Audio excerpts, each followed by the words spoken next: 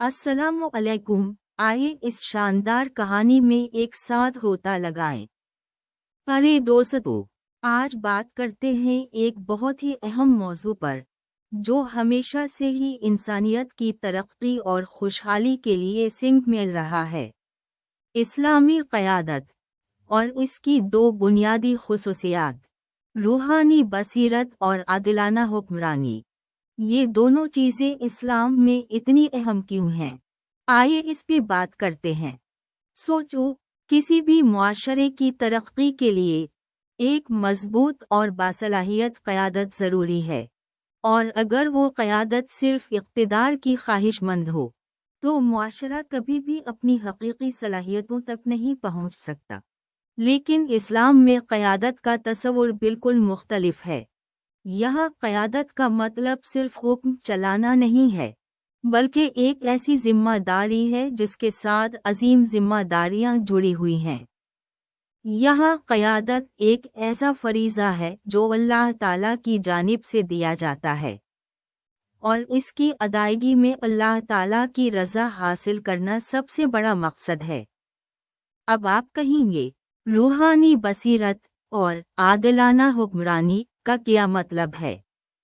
चलिए आहिस्ता आहिस्ता समझते हैं। रूहानी बसीरत का मतलब है एक ऐसा रहनुमा जिसके अंदर अल्लाह ताला से एक गहरा राब्ता हो। यानी वो शख्स सिर्फ दुनियावी चीज़ों पर नज़र न रखे, बल्कि अल्लाह ताला की तालीमात को समझे और इन पर अमल करने की कोशिश करे। वो अल्लाह ताला की रज़ा की तलाश में हो और अपने फ़ैसलों में अल्लाह ताला के बताए हुए रास्ते को अपनाए। ऐसा रहनुमा हक़ और बातिल की तमीज़ कर सकता है और अपने फ़ैसलों में नफ्सियाती और दुनियावी दबाव से बालातर होकर अल्लाह ताला की मर्ज़ी को तरजीह देता है। यही वो बसीरत है जो एक लीडर को आदिलाना हुक्मरानी की तरफ ले जाती है। अब आदिलाना हुक्मरानी ये एक ऐसा निज़ाम है जहाँ सबके हुकूक बराबर हों। अमीर हो या गरीब, ताकतवर हो या कमज़ोर, सबको कानून की नज़र में एक जैसा बर्ताव मिले। इस्लाम में इंसाफ को बहुत ज़्यादा अहमियत दी गई है। नबी करीम सल्लल्लाहु अलैहि वसल्लम का ज़माना याद करें।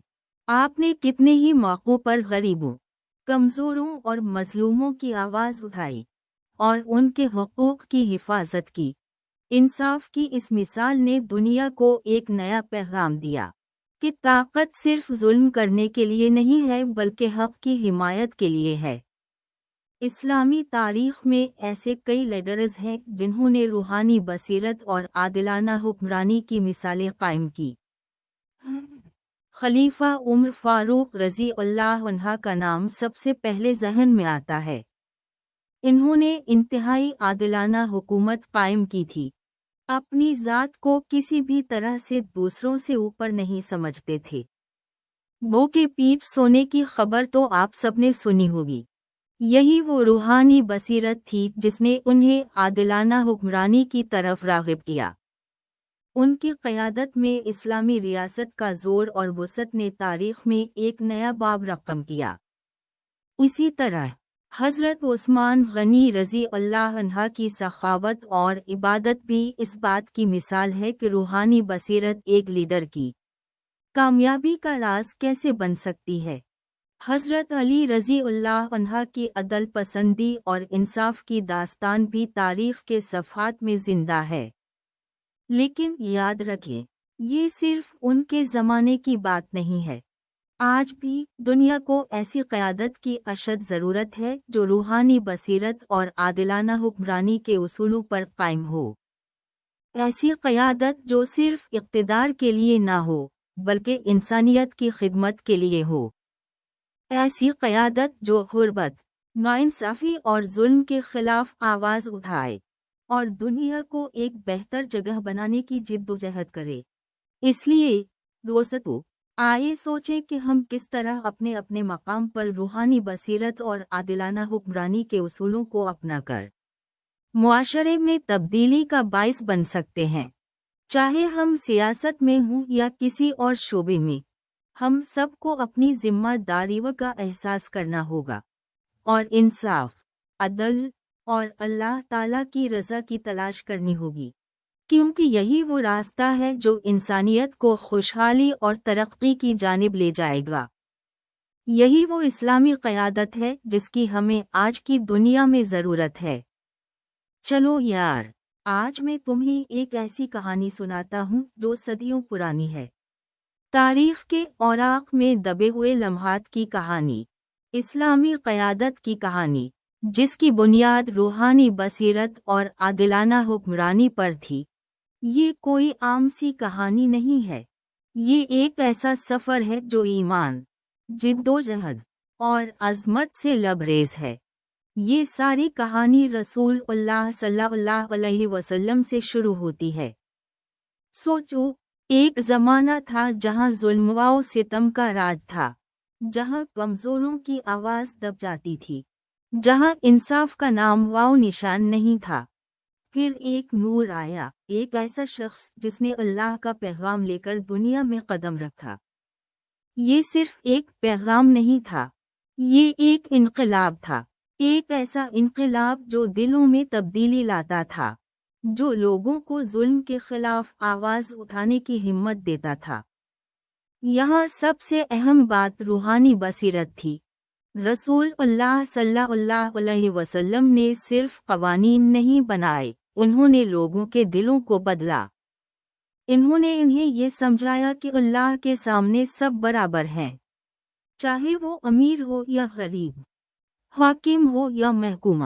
انہوں نے انہیں اخلاق کی تعلیم دی، انصاف کی تلقین کی، اور خدا کے ساتھ ایک گہرا رشتہ قائم کرنے کا راستہ دکھایا۔ یہی روحانی بصیرت تھی جس نے لوگوں کو ان کے ساتھ جوڑا اور انہیں ایک ایسی قوم بنا دیا جو ظلم کے خلاف کھڑی ہو سکتی تھی۔ اور پھر عادلانہ حکمرانی کا ناطق آیا۔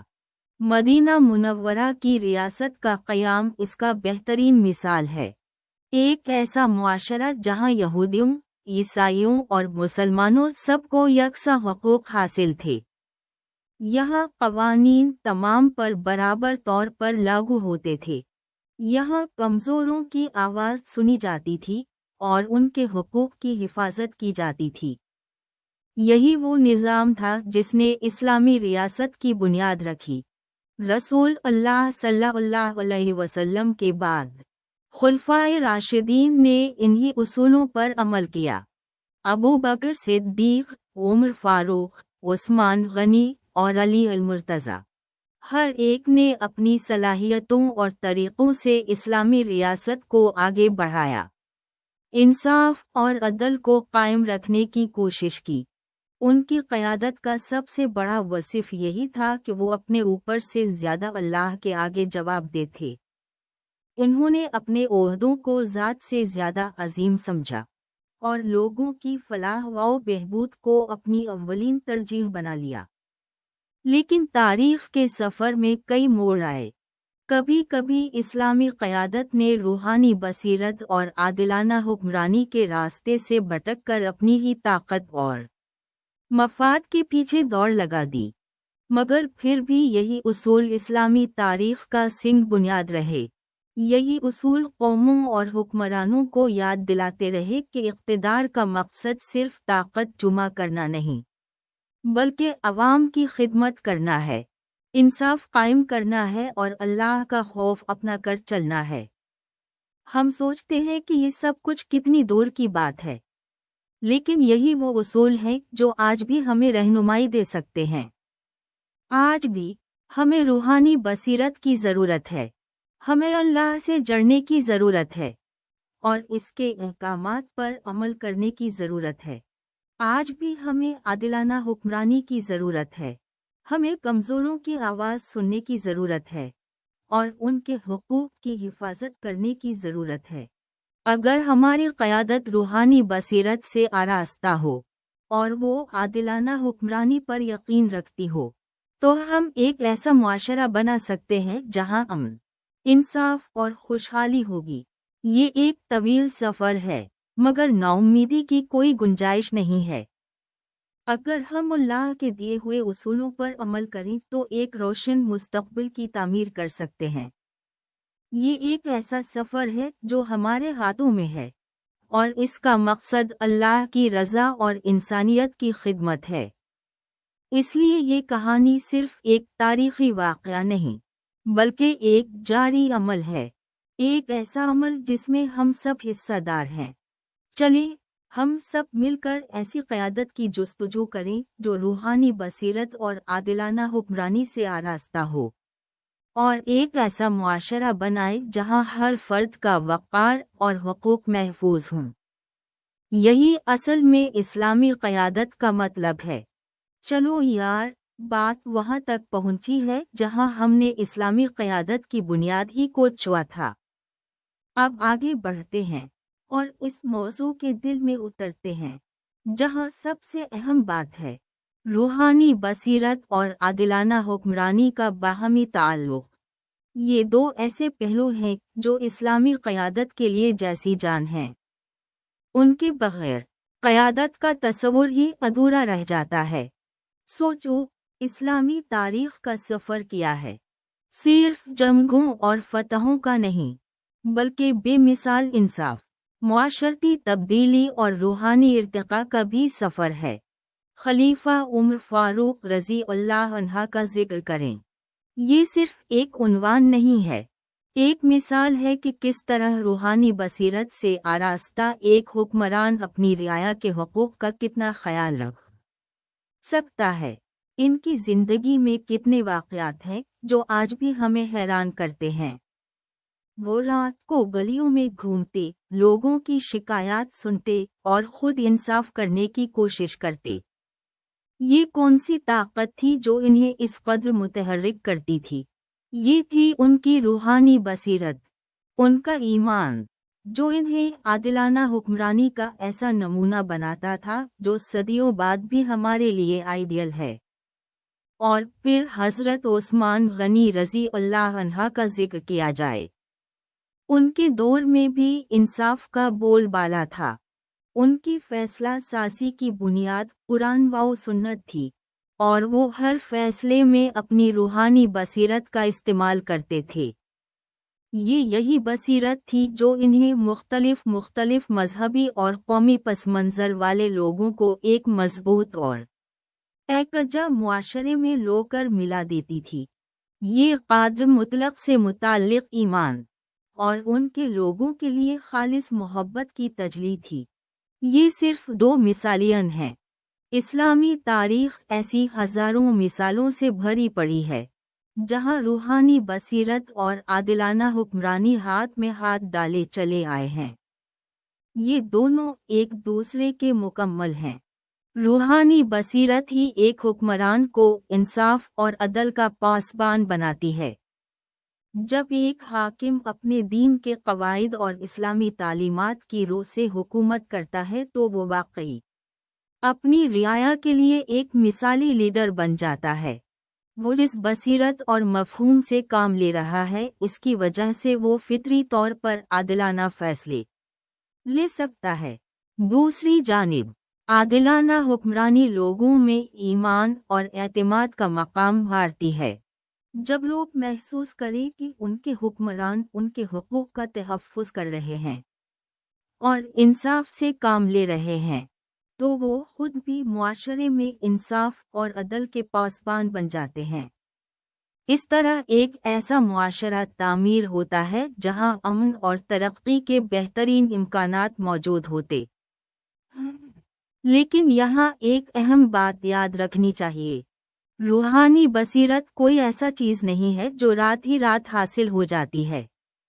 اس کے لیے مسلسل کوشش، تلاش اور علم کی ضرورت ہے۔ ایک حاکم کو اپنی اخلاقیات اور روحانی تربیت پر زیادہ توجہ دینی چاہیے۔ انہیں اپنے آپ کو قرآن و سنت سے جوڑے رکھنا چاہیے اور ہر فیصلے سے پہلے اپنے ضمیر سے مشورہ کرنا چاہیے۔ اور یہی وجہ ہے کہ اسلامی قیادت کا تصور اتنا اہم ہے۔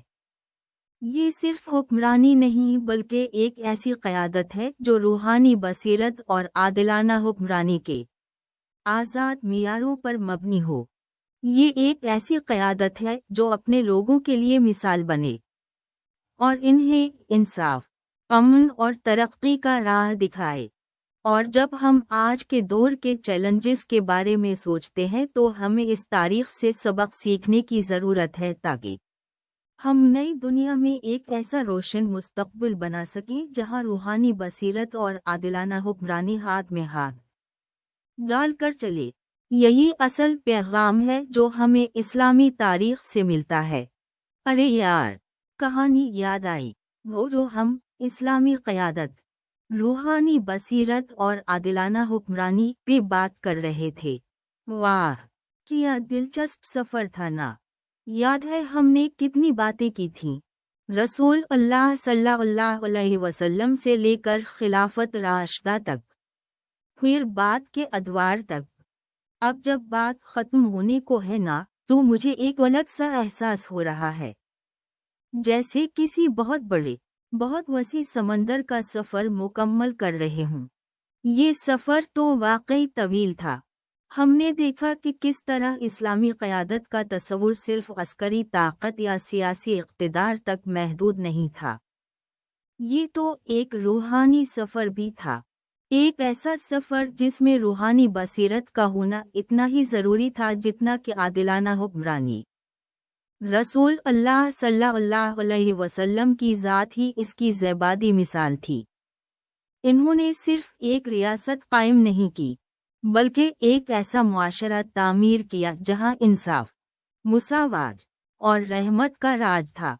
وہ خود اپنی قیادت میں ایسے امتیازی نمونے پیش کرتے تھے جو صرف تاریخ کے اوراق میں ہی نہیں بلکہ ہر مسلمان کے دل میں مستقل طور پر زندہ ہیں۔ خلافت راشدہ کے دور کو یاد کریں۔ ابو بکر صدیق، عمر فاروق، عثمان غنی اور علی المرتضیٰ، ہر ایک شخصیت اپنے آپ میں ایک ایسا مینارہ نور تھی جس نے اسلامی قیادت کی روحانی بصیرت اور عادلانہ حکمرانی کے معیارات کو قائم کیا۔ انہوں نے اپنے فیصلوں میں قرآن و سنت کو اپنا اہم ترین رہنمائی کا ذریعہ بنایا۔ انہوں نے مسلمانوں کے حقوق کی حفاظت کی، غریبوں اور کمزوروں کا خیال رکھا، اور ظلم و ستم سے شدید نفرت کا اظہار کیا۔ یہ سب کچھ ان کے روحانی ایمان کی عکاسی کرتا تھا۔ یہ ایک ایسا دور تھا جو اسلامی تاریخ میں سنہری حرفوں سے لکھا گیا ہے۔ لیکن پھر وقت کے ساتھ ساتھ چیزوں میں تبدیلیاں آتی گئیں۔ اسلامی ریاستوں میں سورج اپنی چمک کھونے لگا، قائدوں میں روحانی بصیرت کی کمی نظر آنے لگی، بعض حکمرانوں نے اپنے ذاتی مفادات کو قوم کے مفاد سے اوپر رکھنا شروع کر دیا۔ عادلانہ حکمرانی کمزور ہوتی گئی، اس کے ساتھ ہی فسادات اور تباہی کا سلسلہ شروع ہو گیا۔ یہ وہ مرحلہ تھا جہاں اسلامی قیادت اپنے اصل مقاصد سے ہٹتی نظر آئی۔ تاہم، اس کا مطلب یہ نہیں کہ اسلامی قیادت اپنی روحانی بصیرت اور عادلانہ حکمرانی سے ہمیشہ کے لیے محروم ہو گئی۔ تاریخ میں بہت سے ایسے دور آئے جہاں مسلمان حکمرانوں نے اپنی قیادت میں روحانی بصیرت اور عادلانہ حکمرانی کے مثال قائم کی۔ مغربی افریقہ کے مالی سلطنت کا دور اس کی مثال ہے، جہاں علماء کی رائے سے بڑا کوئی فیصلہ نہیں کیا جاتا تھا۔ یہ ایک دور تھا جس میں علم، فکر اور فنون کا بہت بڑا اظہار ہوا۔ آخر میں، یہ کہنا ضروری ہے کہ اسلامی قیادت ایک مسلسل ترقی پذیر عمل ہے۔ یہ ایک ایسا سفر ہے جو ہمیشہ چلتا رہتا ہے، کبھی سورج طلوع ہوتا ہے تو کبھی غروب۔ مہم ہے کہ ہم اپنی تاریخ سے سبق حاصل کریں اور اپنی قیادت میں روحانی بصیرت اور عادلانہ حکمرانی کے اسلامی اصولوں کو اپنائیں۔ ہم سب کو مل کر کوشش کرنی چاہیے کہ ایک ایسا معاشرہ بنائے جہاں انصاف کا راج ہو، غریبوں اور کمزوروں کی حفاظت کی جائے، اور ہر فرد کو اپنی صلاحیتوں کے مطابق ترقی کا موقع ملے۔ تو یہاں ہماری بات چیت کا اختتام ہوتا ہے۔ میں امید کرتا ہوں کہ آپ کو یہ سفر اتنا ہی دلچسپ لگا ہوگا جتنا مجھے۔ یہ ایک ایسا سفر تھا جس نے ہمیں اسلامی قیادت کے مختلف پہلوؤں سے آگاہ کیا ہے۔ آئے ہم سب مل کر اسلامی قیادت کی روحانی بصیرت اور عادلانہ حکمرانی کو اپنے زندگیوں میں عمل میں لائیں۔ کیا آپ بھی ایسے ہی سوچتے ہیں؟ ارے دوستو، آج ہم ایک بہت ہی دلچسپ موضوع پر بات کریں گے جو ہر مسلمان کے لیے انتہائی اہمیت کا حامل ہے: اسلامی قیادت، اور یہ کیسے روحانی بصیرت اور عادلانہ حکمرانی سے جڑی ہوئی ہے۔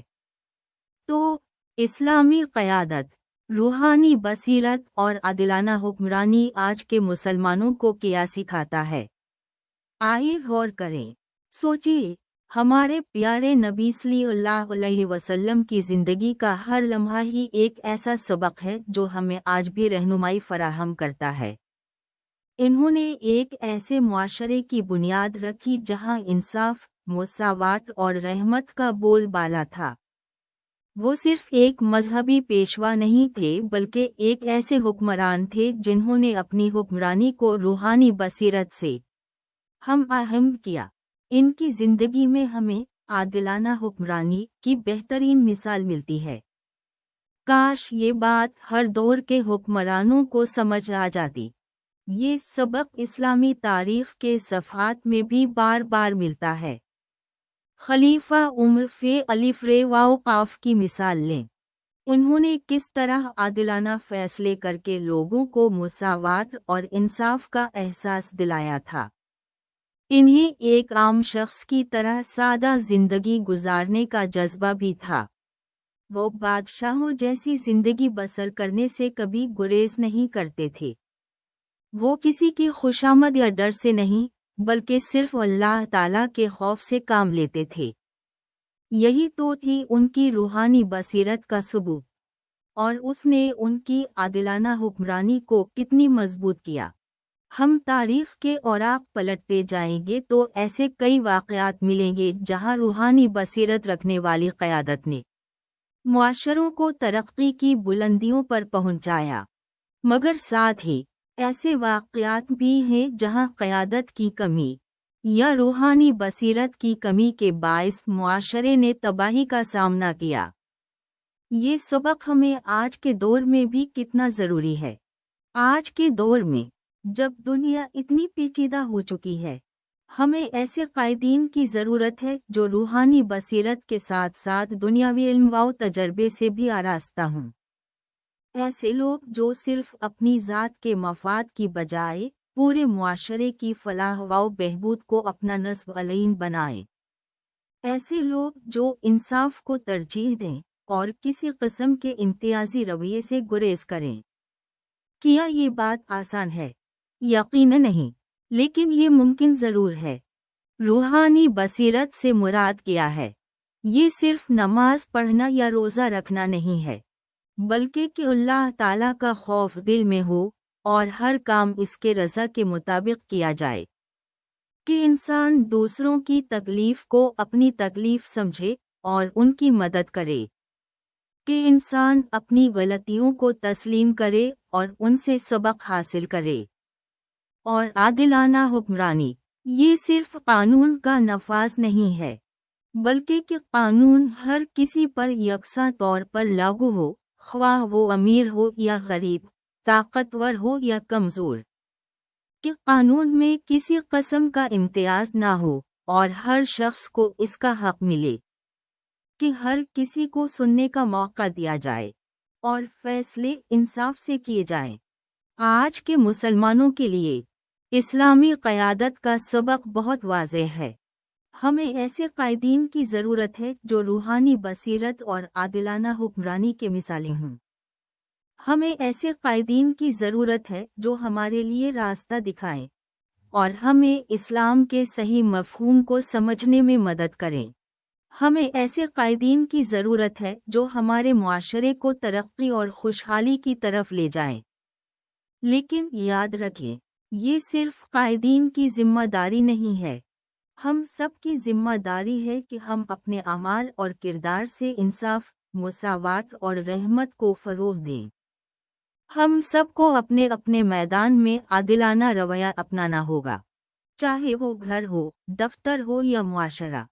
ہم سب کو کوشش کرنی ہوگی کہ ہم اپنے کاموں سے اسلام کی تعلیمات کو عملی جامہ پہنائیں۔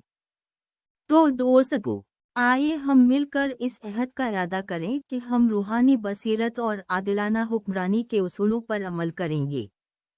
آئیے ہم مل کر ایسے معاشرے کی تعمیر کریں جہاں انصاف، مساوات اور رحمت کا بول بالا ہو۔ یہی تو اسلام کی تعلیمات کا خلاصہ ہے، اور یہی تو ہمیں اسلامی قیادت سے سیکھنا چاہیے۔ خدا حافظ۔ اللہ ہم سب کو برکت دے۔ آج کی کہانی یہی تھی۔